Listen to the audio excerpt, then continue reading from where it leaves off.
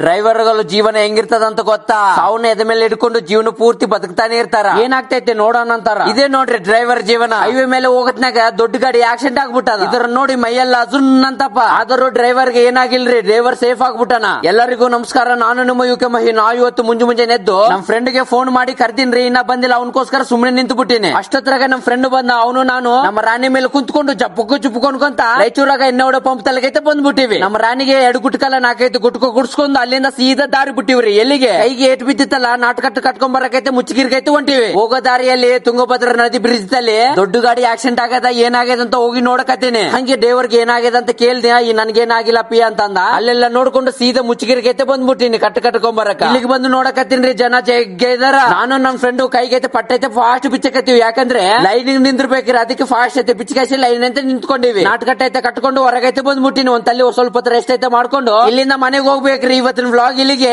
ಯಾರು ಫಾಲೋ ಮಾಡಿಲ್ಲ ಜಲ್ಲೆಲ್ಲಿ ಫಾಲೋ ಮಾಡ್ರಿ, ಒತ್ತು ಒತ್ತಿರಿ.